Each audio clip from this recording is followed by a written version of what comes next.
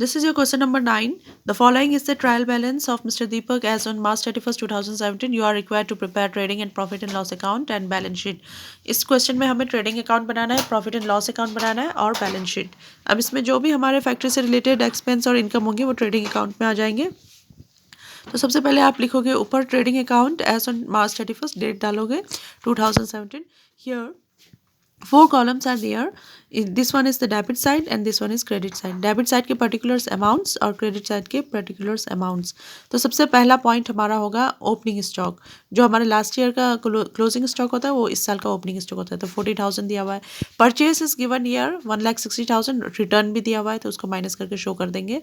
Light इसमें given है question में, फैक्ट्री लिखा हुआ है लाइट में, यानी कि ये फैक्ट्री से रिलेटेड है. अगर इसमें फैक्ट्री नहीं लिखा हो तो ये लाइट क्या है, ऑफिस से रिलेटेड एक्सपेंस होंगे. तो इस क्वेश्चन में इसको सॉल्व करते हुए मैंने आपको ट्रेडिंग अकाउंट अलग बनवाया है और प्रॉफिट एंड लॉस अकाउंट अलग बनवाया गया है. ठीक है. अब इसमें कैरेज इनवर्ड आपका ट्रेडिंग में आता है और कैरेज आउटवर्ड आपका प्रॉफिट एंड लॉस में आता है. तो इस क्वेश्चन में दोनों गिवन है, कैरेज इनवर्ड कैरेज आउटवर्ड. तो ये आप याद रखना. कैरेज इनवर्ड इधर आ गया. वेजेस आपके क्या होता है, फैक्ट्री में लगते हैं लेबर. और इसके बाद आपने सेल्स आपकी इनकम है और इसमें से रिटर्न जो भी हुआ होगा माइनस करके शो कर देंगे फाइनल अमाउंट. और उसके बाद क्लोजिंग स्टॉक हमारा जो ट्रायल बैलेंस के बाहर दिया हुआ है. ठीक है. क्लोजिंग स्टॉक हमेशा ट्रायल बैलेंस के बाहर दिया रहता है और ये दो जगह आता है. एक ये ट्रेडिंग में आ जाता है, दूसरा आपका बैलेंस शीट में आ जाता है. तो इसके बाद हमने इसका प्लस करना है अमाउंट और ये प्लस करके हमारे पास आया है 4,69,000. और डेबिट साइड में आपने इन अमाउंट्स को प्लस करके इसमें से माइनस करके कितना आया, ग्रॉस प्रॉफिट आ जाएगा आपका. जब आपका क्रेडिट साइड इंक्रीज यानी कि बड़ा रहता है तो it means that you are having gross profit हो रहा है. तो ये हो गया हमारा ट्रेडिंग अकाउंट बन गया. प्रॉफिट एंड लॉस अकाउंट भी आपको मैंने लास्ट क्वेश्चन जो कराया था वो इसी के साथ ऐड करके कराया था. आप इसी के साथ भी कर सकते हो और अलग करके भी कर सकते हो.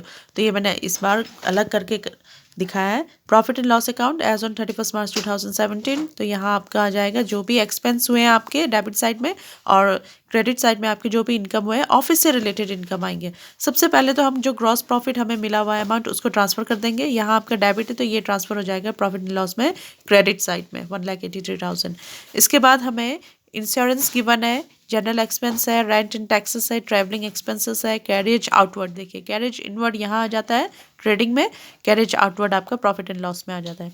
सैलरी हम एम्प्लॉयज़ को देते हैं, वेजेस हम लेबर को देते हैं. तो लेबर हम फैक्ट्री में यूज़ लगाते हैं इसलिए वो ट्रेडिंग अकाउंट में आता है. और ऑफिस में एम्प्लॉयज़ होते हैं उनको सैलरी देते हैं तो सैलरी हमारा ऑफिस में प्रॉफिट एंड लॉस में आ जाता है. इसके बाद हमने इनको ऐड करना है और ग्रॉस प्रॉफिट गिवन है. यहाँ हमें इनकम भी हो रही है, डिस्काउंट रिसीव हो रहा है हमें, तो वो हमारे लिए इनकम हो गई. तो वो गिवन है 10,400. तो इसको ऐड करके कितना आ रहा है 1,93,400 और ये अमाउंट लिख दो. और इन सारे अमाउंट्स को डेबिट साइड के अमाउंट्स को ऐड करके इस अमाउंट से जो अमाउंट हमें गिवन है यहाँ पे मिला हुआ है ये अमाउंट से माइनस कर देंगे तो हमें नेट प्रॉफिट मिल जाएगा. ठीक है.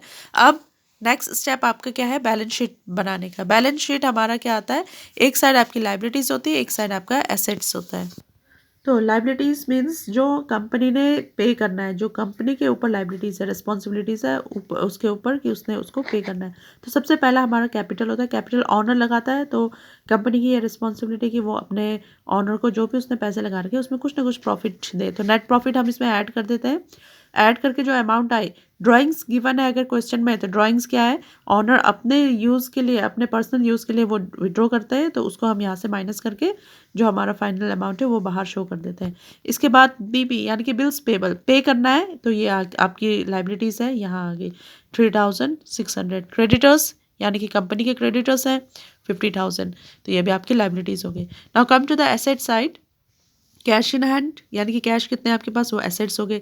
बिल्स पेबल आपकी लाइबिलिटी है, बिल रिसीवेबल आपके एसेट्स हैं. बिल रिसीवेबल हमने चैप्टर भी पढ़ा था BPNBR. डेटर्स आपके क्या हो गए, एसेट्स. फर्नीचर एसेट्स है, प्लांट एंड मशीनरी आपके एसेट्स हैं.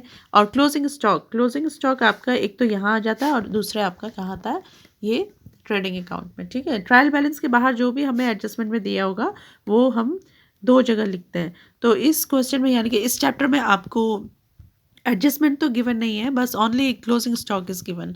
तो ये आ गया आपका क्लोजिंग स्टॉक क्लास में. इसको ऐड करेंगे और दोनों अमाउंट हमारे क्या होना चाहिए, बैलेंसिंग यानी कि बैलेंस बराबर होना चाहिए, तो ये आपका बैलेंस शीट भी बन गया 34। तो ये आपकी अमाउंट कितनी आ रही है टोटल करके 3,52,600। तो ठीक है, तो ये अमाउंट आ गए। ये क्वेश्चन भी हो गया हमारा complete. You can try like this questions, ये इजी है आपके लिए ये चैप्टर। तो इसी टाइप के क्वेश्चंस करने हैं आपने, और इसमें कोई एडजस्टमेंट नहीं है, इसीलिए ये बहुत इजी है। नेक्स्ट चैप्टर में हमारे एडजस्टमेंट आएंगे, तो उसमें थोड़ा सा आपको ध्यान देने की ज़रूरत है। ये क्वेश्चंस आपका हो गया complete. Okay, thank you students.